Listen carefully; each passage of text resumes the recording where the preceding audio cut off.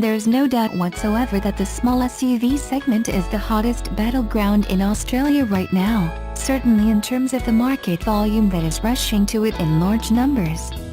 Some manufacturers are so enamored with the concept, they even have two entrants in the segment. Think Audi Q2 and Q3 for example, which effectively sit in very similar parts of the market even though the marketing blurb will claim otherwise.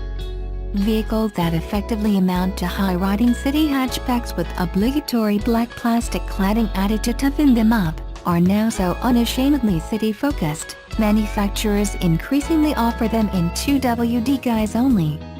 Regular car advice readers will know how I feel about anything that purports to be an SUV but is in fact 2WD. Thankfully, there's no such malarkey here, then. Lined up and staged for this small SUV tussle, we've selected the Mazda CX-3 sTouring and Subaru XV 2.0i, both AWD, and both petrol. Firm crowd favorite and relative newcomer in the shape of the Mazda. All new but with decades of SUV heritage in the case of the Subaru, this could be tougher than it might first appear. Pricing and specifications. While these two haven't squared off identically on price, keep in mind, you can step up to the Subaru XV 2.0iL, which starts from $30,340 before on-road costs to really get price parity if you desire. In fact, Car Advice recommends you opt for the 2.0iL and take advantage of the larger infotainment screen, added safety kit and Subaru's excellent eyesight system, standard in that model grade. Regardless, the lack of that kit won't affect our take on the performance and driving dynamics of the two rivals on test. The Mazda CX-3 sTouring starts from $30,990 and standard equipment highlights include rear-view camera, cruise control, satellite navigation, Bluetooth phone connectivity, rain-sensing wipers, faux leather, 18-inch alloy wheels, LED tail lights, and DRLs. Our test model only has floor mats added to that price for an extra $134. The Subaru XV 2.0i starts from $27,990. The 2.0iL we recommend starts from $30,340 and standard equipment highlights include active torque vectoring, front fog lights with integrated daytime running lights, DRLs, rear-view camera, tire pressure monitoring system, X-mode all-wheel drive system, CD player, 6 speakers, Bluetooth and USB connectivity, Apple CarPlay and Android Auto, 17-inch alloy wheels and rear privacy glass. Our Test XV has no optional equipment fitted. Powertrain. Interestingly, and despite trading heavily on both the zoom and Jinbo-type principles of drivability and the sensation of horse and jockey, the CX-3 isn't going to win any awards for sportiness in this segment. That's our read after taxing both engines as hard as any owner will ever work them during daily driving duties. The 2.0-liter, 4-cylinder petrol engine within the Mazda's attractive snout generates 109 kilowatts at 6,000 RPMs and 192 Nm at 2,800 RPMs, numbers which, on paper at least promise to roll the 1344 kg CX-3 along rapidly enough.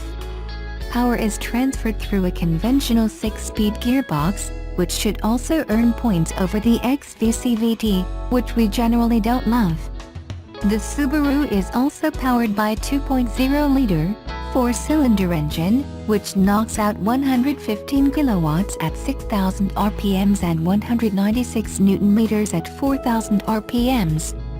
That's where the two differ though, with Subaru opting for a tweaked CVT, a transmission it has been using for some time now, as opposed to a conventional automatic gearbox. Weighing in at 1,462 kilograms, you'd think those numbers will be more than enough to get about town without too much fuss. The Subaru uses permanent AWD, as expected from the brand, while the Mazda uses an AWD on-demand system and decides when it needs drive to all four wheels, despite what you might think or want from behind the wheel. On paper then, the CX-3 makes 0.081 kW per kg and the XV makes 0.078 kW per kg. In theory, the Mazda should feel ever so slightly more rapid. The Mazda therefore wins the power war, just interior. It's getting a little boring riding it again and again, but Mazda has, once again, executed a stylish, well-designed cabin that feels more expensive than the list price indicates. It's more than just the choice of materials, tight panel gaps and layout too. The CX-3 does all kinds of things well in the cabin. The steering wheel controls are excellent, and the steering wheel itself is more sporting and enjoyable to use than that of the Subaru. The center screen feels premium enough for the money, but there is no Apple CarPlay or Android Auto. Where the XV feels more sporty and youthful, the CX-3 feels like it would better suit a more mature buyer. We like the application of the Mazda head-up display, even if the little plastic screen itself doesn't look especially premium. But it works well and is visible at all times, which are the most crucial factors for head-up displays. There are no active guidelines when you're reversing and using the rear-view camera, which is decent and clear, but does fisheye at the edges.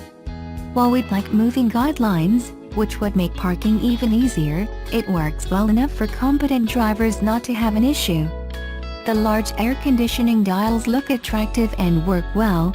The infotainment system in general is excellent, but Bluetooth playback isn't always great. We had a few minor glitches with audio playback and phone calls during our week of testing. There are 2 USB outlets up front, along with a 12V point and an SD card slot for the navigation system. Where the CX-3 is let down in SUV terms, is the awful storage layout throughout the cabin. The door bins take 1 bottle each, and the center console storage isn't useful for larger smartphones. There is a sunglass holder above your melon up front, but little else in the way of useful or cleverly positioned storage. In the second row, there are no power outlets, no vents, no center armrest, 1 map pocket only and only bottle holders in the doors. The padded knee rest in a contrasting color is a quality touch, and the red stitching looks funky. The CX-3 does, however, have hard plastics, despite appearances to the contrary. The seats are decent, but are smaller in width and squat length than the XV, making them less comfortable overall, especially for drivers with wide hips and over long distances for a range of body types. In the second row, you can really sense the reality of the Mazda 2 platform beneath the CX-3. There is no room for adults, basically, unless they are of the super short variety.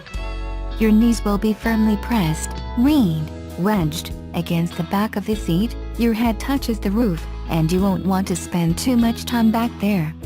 There are stitched, soft sections on the inside of back doors, red piping on the seats, and an integrated lap sash middle belt. The luggage section, which is only just beyond tiny, does have a luggage light. The seats fold flat, and the luggage floor can be dropped as well. It's clever and it has 2 height settings to make it a bit easier to store taller items. The hard luggage cover feels premium, unlike some of the floppy material covers you get in small SUVs, and the hatch opens tall enough that you don't wallop your head on it trying to escape the rain. Swap into the Subaru XV and the seats are immediately more comfortable. They are wider and longer in the squat, meaning they will be better for more drivers and more comfortable for nearly all of them. We noticed the added comfort the minute we slid into the front seats. Up front, there is 1 USB outlet, 1 12V socket, as well as 2 more USBs and 1 more 12V in the console bin. Crucially, there is way more usable storage, with larger door pockets, covered center storage and, compared to the Mazda, smarter storage ahead of the shifter as well. The Subaru screen doesn't look or feel as premium as the Mazda's, but the XV does get Apple CarPlay Android Auto, which works well in both instances. The screen is clear, and the rear-view camera gets movable guidelines and a fixed reverse indicator. The camera itself is decent but does fisheye at the edges, much like the Mazda's. We'd call the steering wheel controls decent rather than excellent, but the wheel itself feels really cheap. It's hard and molded from ugly plastic, not a good look. The trim itself is more heart-wearing than attractive, and certainly not as premium with aspects like the faux stitching, which lets it down against the Mazda's cabin overall. There is, however, significantly more room in the second row in every respect.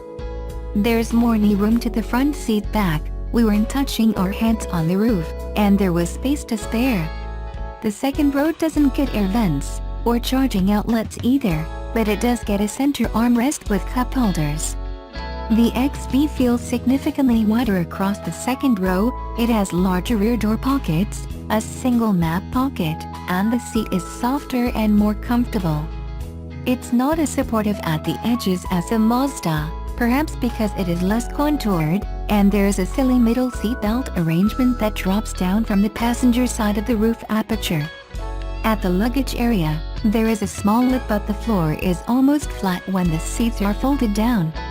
You also get a light and takeaway back hooks but the load and height is higher than the Mazda's.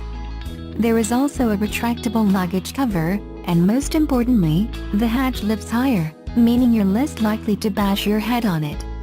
On the road, the CX-3's central focal point on sealed roads above about 70 km/h is road tire noise, and plenty of it. We'll get to that in a minute, though. As I noted when I tested the sTouring FWD not so long ago, the CX-3 is hampered by the Mazda 2 platform beneath, and is why it doesn't make particularly great sense as an SUV, even in AWD guise as tested here. The ride isn't SUV-like at all in that it crashes and skips over minor road surfaces issues, more like a sports car than an SUV. The problem is that the CX-3's around-town ride is slaughtered by stablemates like the Mazda 3, and yet it doesn't even do the SUV thing especially well either. Drive a Mazda 3 back-to-back with a CX-3 and you'd be mad to choose the ride of the CX-3 for comfort and compliance. Car advice testers all agree the suspension tune for CX-3s across various model grades is simply too firm for our urban road network, and the AWD model is blighted by the same malaise as the FWD variant. At speed, that road tire noise I mentioned earlier develops into a roar, something that jars with the otherwise gentile confines of the cabin. The design, layout and equipment all feel premium as we keep mentioning, but the amount of noise that filters in doesn't. Coarse chip surfaces merely add more grist to the mill in terms of the amount of noise entering the cabin at speed. The CX-3's engine, while unrefined in terms of the soundtrack at high RPM, is willing to rev cleanly to redline, and hustles a little Mazda along without ever feeling like you're asking too much of it. The picky way in which power is delivered means you will have to work it up near redline to extract the best out of it, again a little at odds with the SUV concept. The 6-speed auto is excellent under any driving situation. It's smooth, and it shifts either up or down at any load without any nastiness. We like the way the engine and gearbox were matched around town especially, and the combination is paired nicely to the way the CX-3 hustles through the city effortlessly. The Subaru XV, on the other hand, is every bit the SUV on road, around town, in the burbs or even out in the country. Possibly the only area, beyond cabin appointments, where the XV can't match or better the Mazda, is the way the engine and gearbox combination works. The engine feels a little too power light, possibly due to the way it always favors the lowest revs possible in the search for ultimate fuel efficiency. We thought roll-on acceleration was impressive, and the XV was more content to buzz up to redline from 50 km/h than it was to get cracking from a standing start. This XV is based on Subaru's brand new platform, and the tweaks it has made to suspension and steering are noticeable. It's more sorted, better planted, more competent, and more comfortable than the CX-3. Unlike the Mazda, the Subaru seems able to conquer both ride quality and handling ability with a well-tuned suspension package that does exactly what it needs to do. We like the quick steering rack, which made darting around the city a breeze, but there is some heft to it at lower, parking speeds. It's funny how a more sorted suspension system can make the overall experience feel more premium, and that's definitely the way of the world with the XV. Its cabin ambience and execution doesn't quite match the CX-3, but the drive experience drags it up more than one notch. Off-road. The CX-3 is capable enough off-road and, to be fair, it eases into as much, if not more, than most family adventurers will ever ask it to do. We did find the snow will touch down on sharp washouts, it will scrape across the middle on taller ramp over sections, and it just doesn't feel as off-road focused as the XV. The steering and brakes both work well off-road, but tax the engine up a steeper hill, and you'll find the CX-3 is not quite sure what it needs to do to maintain rapid forward progress. We weren't sure whether it was the engine, the gearbox, or the traction control making things harder than they needed to be, but the CX-3 simply wasn't as effortless as the XV. And it's not just about gaining speed either. The CX-3 struggled to maintain speed uphill off-road. As expected, the Mazda's off-road ride and bump absorption can't match the Subaru's either, and most of the time it feels too firmly sprung, while still tipping in and leaning into corners. It's like the springs and shocks aren't quite evenly matched. There's no doubt which is the better option here if you intend to head off-road regularly. The XV on the other hand is an exceptional off-road tourer if you enjoy camping or exploring national parks. Its larger interior means you can store more gear, and it rides better, soaks up nasty surfaces better, has more ground clearance, and is generally more pleasant to use off-road. At all times, the XV is more rapid, more effortless, and more comfortable than the CX-3. You never get the sense that either the engine or transmission are working too hard, it never scrabbles for grip, and the fact it never touches down means it feels more secure all around when you do head off-road. X-Mode is a worthy addition to the off-road chops as well. Subaru's AWD system is, as ever, excellent under all conditions, and the XV will only stop heading onward and upward if you do something silly. The fact you'd have to try to get into trouble in the XV, when using it the way it is intended to be used, is a solid pointer to it being absolutely fit for its intended purpose. The Subaru takes the win off-road. Ownership costs. The Mazda CX-3 is backed by a 3-year unlimited kilometer warranty, and servicing is required every 10,000 kilometers or 12 months. Mazda has also added a cap price servicing scheme that covers the vehicle for life, so long as you adhere to those intervals. The Subaru XV needs to be serviced every 12 months or 12,500 kilometers and is backed by a 3-year unlimited kilometer warranty.